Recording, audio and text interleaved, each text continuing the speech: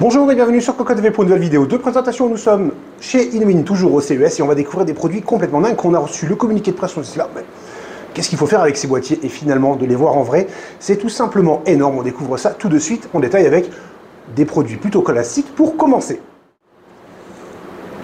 Alors, quand on dit classique, on le voit, c'est vraiment classique. Nouveau boîtier 327, donc série 3, ici au format micro ATX. La différence avec les modèles actuels est très simple. La façade, elle est en mèche, donc plus d'airflow à l'intérieur. Classique aussi le modèle A5 avec sa façade qui est complètement pleine. Pourquoi? Tout simplement, l'alimentation prend place à l'avant. Le but ici est de créer un flux d'air qui va du bas vers le haut ou du haut vers le bas, pourquoi pas, avec finalement un top très ouvert. Et c'est la même chose en bas. Ensuite, on connaît, nous avons ici un Explorer. Là, nous avons le boîtier Air Force qui se passe en gamme Monster. Alors Monster, on le voit, en fait, nous avons pour l'Explorer, ou plutôt, on va continuer à l'appeler Explorer pour l'instant, mais c'est le case animal. Nous avons des petits visages accolés. Alors c'est mignon, ça peut faire peur, ça peut faire rire. Pour les enfants ou même les grands enfants, pourquoi pas. On le rappelle, la particularité de cette série, c'est d'être complètement à assembler par l'utilisateur. On va le voir juste dans quelques instants. Inwin va aller beaucoup plus loin. Le modèle Monster ici, en verre, plutôt sympa, format créature de Frankenstein. Petit support pour le casque, en revanche, on ne fera pas d'haltère avec. On a demandé, ce n'est pas assez solide. Alors, on va découvrir. Voilà, là, on passe vraiment sur une autre catégorie avec un boîtier qui arrive dans une boîte qui est toute plate, avec énormément de choses dedans. En fait, la particularité, tout simplement, nous avons plusieurs tôles et il suffira de les plier pour avoir un boîtier au format mini ITX avec une carte graphique sur le côté avec un riser. Et de l'autre côté, nous avons l'emplacement pour la carte mère, SSD dans le bas, alimentation format ATX, c'est plutôt intéressant. Le format d'ailleurs est relativement atypique si on regarde sur l'arrière. Mais avec toutes les petites ouvertures qu'on voit ici et là, hop, il devrait y avoir pas mal d'air à l'intérieur. Alors ça, c'est le petit outil que j'ai fait tomber qui permet de plier la tôle si besoin, en sachant que ça se plie assez facilement. Il n'y a pas forcément besoin de cet outil. Ensuite, on passe sur du plus gros avec le Dubini.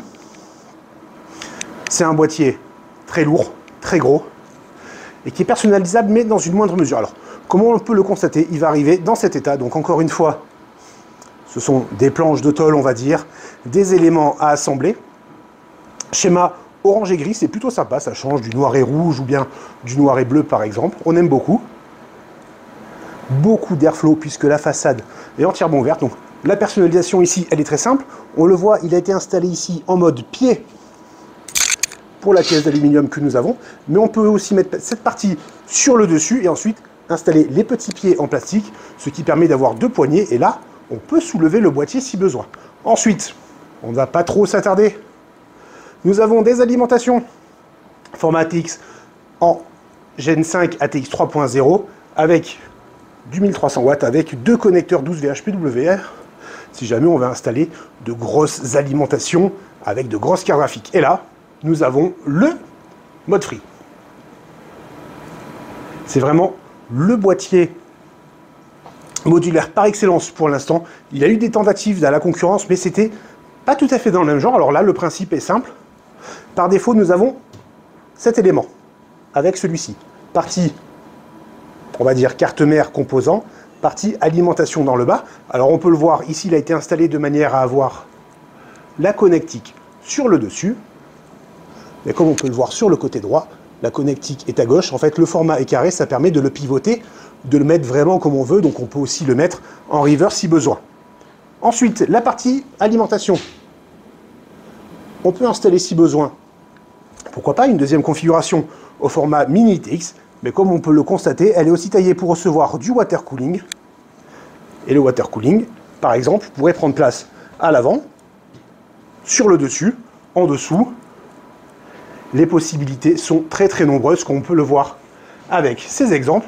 Ici, nous avons tout simplement 2 éléments qui ont été ajoutés sur le côté afin de multiplier les possibilités. Au niveau des panneaux, du plastique, du verre trempé, des panneaux pleins, des panneaux aérés, il y a plusieurs possibilités.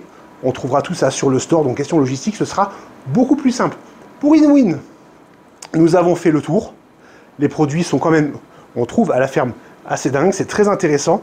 On notera surtout que les finitions de ces produits à assembler, y compris celui avant au format Minitix, sont tout simplement excellentes. La peinture, quoi que ce soit, il n'y a rien à redire. Généralement, sur ce type de boîtier, on peut avoir quelques petites craintes. Là, c'est tout simplement très très solide. Voilà, c'est tout pour InWin. On se dit à très bientôt sur Cocotte TV.